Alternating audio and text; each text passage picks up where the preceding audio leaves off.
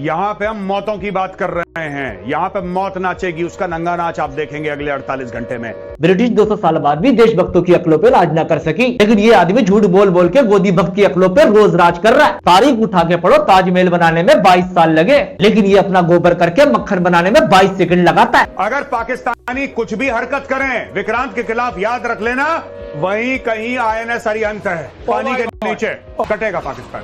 1857 की रिवॉल्यूशन में लोगों ने ब्रिटिश से आजादी मांगी। आज 2025 में एक सच्चा देशभक्त गौरव से सच्चाई मांग रहा है, मगर ये आदमी तो कह रहा मैं सच्चाई दूंगा ही नहीं। मतलब मैं अपने मुंह से जो कह देता हूँ बस वही बात सच्ची है। गूगल झूठा, किताबें झूठी, स्टोरी झूठी। आप भी सोच रहे होंगे ये आदमी मेजर होने के बाद जियोपॉलिटिक्स में कैसे आ गया। आपको तो सोचने की जरूरत है नहीं, क्योंकि आपका भाई मौजूद है। कुत्तों को घी हजम नहीं होता। हाँ देखो, इसने खुद ने कर दिया हमारे लिए आसानी। कुत्ते को घी हजम नहीं होता। ये खुद अपनी एक स्टोरी क्रिएट करता है और वो जियोपॉलिटिक्स में डालकर ठोक देता है। और उससे बोल देना आसिम मुनीर को लहंगा पहना के ना इधर ही टाइम्स नाउ के स्टूडियो में मुजरा करवाऊंगा उससे। बाप को भेज, तेरे बस की बात नहीं। ऐसे बच्चे होते हैं जिनकी मम्मा बचपन में जो है पिता के सामने नाचती है तो बड़े होकर कहते हैं कि एक दिन हम पिता को भी नचवाएंगे। तेरे पास कोई और रास्ता है? ये अपनी गर्लफ्रेंड के साथ फार्म हाउस में पार्टी कर रहा था तो उसकी बीवी आई, पिस्टल लगी थी ऐसे दीवार से, ऐसे उसकी बीवी ने ली ग्लॉक और धपाम से मारा। स्लो मोशन में, जैसे पिक्चरों में दिखाते ना भागते हुए, धीरे धीरे स्लो मोशन में भाग रहा था। अबे यार, ये आदमी स्टोरी को इतना ट्विस्ट कर देता है। बेगम ग्लोक लेकर आ रही है, सिलो सिलो भाग रहा है, बंदे को गोली मार रही है, किस जगह पे लग रही है, कोई सबूत नहीं, कोई मीडिया नहीं, कोई एविडेंस नहीं। मतलब यार कुछ भी बोलना है इसने। शाहिद अफरीदी का चचेरा भाई साकिब, BSF ने कुत्ते की तरह मारा था इसको, ठाए ठाए। अब से ये भुना बैठा है। वो लश्कर तैयबा का मेंबर था, वो लोकल कमांडर था, मारा उसको ठा ठा ठा ठा ठा ठा। इस बात से तो साफ पता चलता है ये आदमी मेयर ऑफ मिस इन्फॉर्मेशन है। पहले तो ये कहानी नहीं है। अगर ये कहानी है भी तो शायद अफरीदी को गम किस चीज का होगा, वो तो फख्र करेगा यार मेरा कजन शहीद हो गया। आर्मी, पुलिस, रेंजर्स कोई भी ऑपरेशन करती है यार, प्रेस कॉन्फ्रेंस करके उसका सबूत देती है। यार कहाँ है सबूत यार, दिखाना।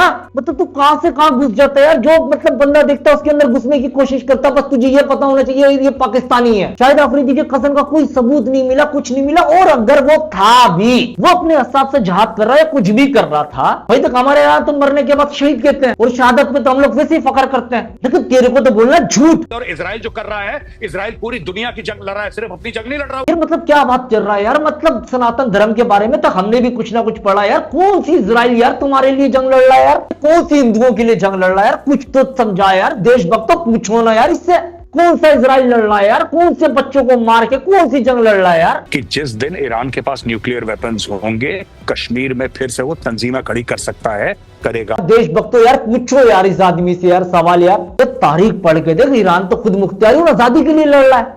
शाह को कैसे लाके अमेरिका ने बिठाया, दुनिया जानती है, तारीख जानती है, गूगल उठाओ, देशभक्त तो पढ़ो यार। 1951 में ईरान ने अपने नेशनल ऑयल इंडस्ट्रीज को नेशनलाइज कर दिया था। 1953 को अमेरिका ने शाह को अपने साथ मिलाकर कार्रवाई की। 1917 ईरान एक मेजर ऑयल प्रोड्यूसिंग कंट्री बन गया। 1980 टू 1988 अमेरिका ने इराक को सपोर्ट करके ईरान की ऑयल प्रोडक्शन पे हमला कर दिया और ईरान पे रेवोल्यूशन के बाद इकोनॉमिक सेक्शन लगाया। स्पेशली ईरान के ऑयल एक्सपोर्ट को निशाना बनाया गया और ईरान की इकोनॉमी को खराब कर दिया। मतलब तारीख पढ़िए, गूगल पढ़िए, हिस्ट्री पढ़िए यार। मतलब इस बंदे को अक्ल मक्ल तो कुछ है नहीं है। जिस तरह कोलंबस ने अमेरिका को डिस्कवर किया, इसी तरह इस गोबर ने झूठ का एक नया कंटेंट डिस्कवर किया। महाभारत में कृष्ण ने गीता सुनाई, ये आदमी झूठ का प्रोपेगेंडा सुनाता ही जाता है। कि मेरी रिक्वेस्ट है जनरल साहब, आप भारत पे हमला करें, आप भारत सैन्य ठिकानों पे, हमारे मिलिट्री इंस्टॉलेशंस पे हमला करें। बगलियार डैम ने पानी रोका है ना आपका, बगलियार पे मारो मिसाइल। भगत सिंह ने देश के लिए जान दी, ये आदमी तो देश की जान ले रहा है। अगर आज भी मोइंजोदड़ो की हिस्ट्री में चले जाओ ना तो वहां के लोग सिविलाइज्ड लगते हैं। गोरखपुर जियोपॉलिटिक्स से लगता है इसके लोग आज भी जंगल में रहते हैं। इस तरह ये चूरन बांटा जाता है। नादिर शाह ने कोहिनूर लूटा, गोरख उसी तरीके से गोदी भक्त की अक्ल लूट रहा है। जिस तरह तुम कहते तैमूर ने एम्पायर लूटा, गोरख तो गोदी भक्त का विश्वास लूट रहा है। अब तेरे पैदा होने के ऊपर तेरा पिता भी कितना रोया होगा। पाकिस्तान और सऊदी अरब की डिफेंस डील जो हुई है, और अगर सऊदी अरब पे हमला हुआ तो ये माना जाएगा पाकिस्तान पे हमला है, और पाकिस्तान पे अगर हमला हुआ तो माना जाएगा कि सऊदी अरब पे हमला है। आपको चाहिए गुलाम, आपसे मेरी मुराद यहाँ पे सऊदी अरब है। गुलाम जो सर झुका के आपके हुक्म की तामील करें, इसीलिए ये डिफेंस डील साइन हुई है। आपने देखा होगा जिंदगी के अंदर कोई ना कोई ऐसा कड़वा होता है। कड़वा बोला है जब भी कोई पाकिस्तान से दोस्ती का हाथ मिलाता, मुआहिदा करता है, तो गोदी मीडिया के सरकारी चेले आकर टक टक टक टक टक टक टक मतलब व्यूअर्स को बंदर समझ के खुदमतदारी बनने की कोशिश करते हैं। क्या है तुम्हारा 2 कौड़ी का आर्मी चीफ है, तुम्हारा 2 कौड़ी पहले इस सबको तो देख लो बेटा। DGISPR हमारी जान है, हमारी शान है, क्योंकि तेरे जैसों को जलील करने के लिए आसिम मुनीर जिंदाबाद, पाकिस्तान पाइंदाबाद। मदारियो बात सुन मेरी, ये जो सीज फायर के ऊपर तो चूरन बेचता ना, पाकिस्तान ने सीज फायर मांगा, भाई तुमने हमला कर दिया था ना, सीज फायर क्यों किया? यानी कोई तो वजह होगी यार, लॉजिकल सोचो तो सही। 48 घंटे तुम्हें दिए थे, 48 घंटे बाद फिर आसिम मुनीर जिंदाबाद। मुनीर का सर काट के लाओ मेरे पास, मेरी जितनी जिंदगी की कमाई है ना, मैं देने को तैयार हूं। अबे चमन्नी चोर आदमी, तेरी जिंदगी की कमाई है क्या? अबे लानते बगैरती गालियां खाई है तूने। कई साल बाद एक नई जनरेशन आएगी, वो तेरी वीडियो देखेगी ना, वही लानते तेरे को और देगी, तेरे को तो पूरी जिंदगी लानते मिलती रहेगी। लिमिटेड इंग्लिश आती है, जो वहां पे डीजी ISPR ने इनको व्हाट्सएप कर दिया, ball is in their court, बस इतना पढ़ दिया। भाई हमारी जुबान उर्दू है, हम उर्दू आती है, हमें इंग्लिश अच्छी नहीं आती, तेरे को तकलीफ किया? इंग्लिश नहीं आती, नहीं बोलते भाई, नहीं बोलते हम, कर ले जो उखाड़ना उखाड़ ले। मतलब यार ये बंदा लॉजिक ला कहां से रहा है यार ये बंदा कोई पागल नफ्सियाती। अभी ये बंदा हमें दो, हम इलाज करके देंगे। हमारे आर्मी के अंदर ये ऐसे बंदे को बहुत अच्छा इलाज होता है। तालिबान ठुड्डे मार रहा है पाकिस्तानी फौज को, रगड़ दिया पाकिस्तानी फौज को, डिप्लोमेटिकली भारत ने रगड़ दिया पाकिस्तान को। मतलब इस बात का तो सीधा सीधा सबूत हो गया ना, ऑपरेशन सिंदूर में कुछ हुआ नहीं तो अफगानिस्तान को लेकर आ गए बीच में। भारत ने बोला कि हम पूरे के पूरे अफगानिस्तान के साथ खड़े हैं। नहीं तो हमको डरा रहा है, डर गए? नहीं डर गए, नहीं डर गए हम। अबे तू तो बेगैरती की रोटी और जलालत का शोरबा खा रहा है। अबे जियोपॉलिटिक्स का चैंपियन बनता है ये आदमी, अपनी स्क्रीन पे times of India, Hindustan news लगा लगा के तशरीह करता है। इसके व्यूअर्स सिर्फ तशरीह सुनने आते हैं इस बंदे की, जो ये स्टोरी बना के सुना रहा होता है। Said ceasefire was due to the insistence of the Pakistani side। मैं तालिबान की बात नहीं कर रहा, मैं पश्तूनों की बात कर रहा हूं। पश्तूनों के खून में सरेंडर, पश्तूनों के खून में कॉम्प्रोमाइज ये है ही नहीं। हथियार डालना उनके ब्लड में नहीं है, उनकी फितरत में नहीं है। वो तो चाहते हैं लड़ाई हो यार। पश्तूनों का तो 1000 साल से खानदानी पेशा है जंग, वो तो जंग ही करते हैं। लानत तेरी जिंदगी पे। अबे किसी अंधी मोहब्बत की आखिरी निशानी, मेरी बात सुन, गूगल पे सर्च कर ले, पश्तून का 60% हिस्सा पाकिस्तान में रहता है, 40 से 45% हिस्सा अफगानिस्तान में रहता है। ये आदमी जियोपॉलिटिक्स के ऊपर वीडियो बना रहा है, गोदी को खुश करने के लिए गोदी भक्तों को मना रहा है। पाकिस्तान सिलाई मशीन नहीं बना सकता दोस्तों। अब JF-17 की बात करते हैं, वहां पे चाइनीज इंजीनियर्स हैं, पाकिस्तानियों को थोड़ा ना अकल है जहाज बनाने की। पाकिस्तान का जो JF-17 फाइटर है, उसका जो इजेक्शन सीट है वो किसने बनाया है? ब्रिटेन। बॉडी जो बनाया है चाइना।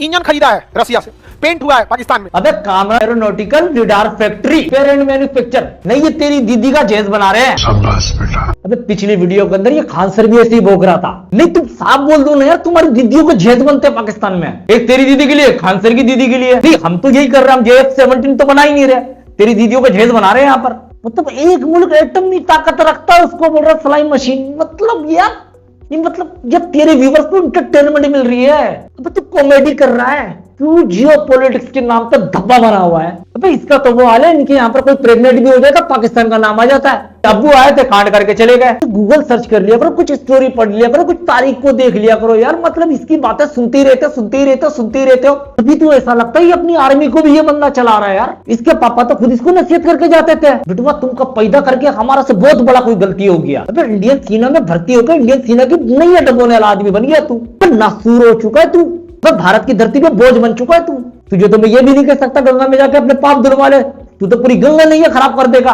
अबे इतना भी झूठ मत बोला कर कि यमराज तेरे को बिना हिसाब किताब के नरक में डाल दे, नहीं तू तो नरक भी गंदा कर देगा। यार कोई लॉजिक और नॉलेज वाली बात कर लेकर, अगर तेरे को वो भी नहीं मिलती ना तो मेरे कमेंट में आके कर दिया कर, या अच्छे देशभक्तों के कमेंट में जाके कर दिया कर, वो तेरे को जवाब दे देंगे। तो यार ये आदमी अपने व्यूवर्स को गुमराह कर रहा है, इसके व्यूवर्स को चाहिए कमेंट के अंदर सवाल पूछे देशभक्तों से, मतलब अच्छे यूट्यूबर जो देशभक्त है, और कुछ हमसे यार कमेंट के अंदर सवाल कर लो, हम बता देंगे इसकी चोरी।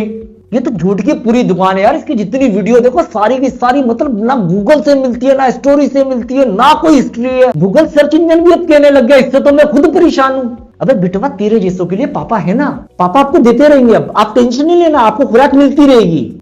यार इसके मौजूद का यार चलो यार, इंडियन पीसफुल अवाम आप खुद सोचिए यार, इन जैसे लोगों की वजह से धरती पे कितना खून भाग गया है। यार ये लोग मोहब्बत नहीं सिखाते, नफरत सिखाते हैं यार, नफरत का गेम खेलते हैं ये लोग। इस नफरत में इंसान का नुकसान हो रहा है, मजहब के नाम पे खेला जा रहा है। यार देशभक्तों से मेरी गुजारिश है, इस जैसों की वीडियो से दूर रहे। अगर आप इसकी वीडियो देख भी रहे ना तो कम से कम यार सर्च कर लिया करें, गूगल पे डाल दिया करें, थोड़ी बहुत हिस्ट्री को पढ़ लिया करें। और अगर आप सर्च भी नहीं कर रहे और पढ़ भी नहीं रहे तो कुछ देशभक्त और आपका पाकिस्तानी दोस्त जिंदा है, फिर आपकी खिदमत में हाजिर होंगे और फिर आपको बताएंगे कौन आपका अपना है और कौन आपका पराया।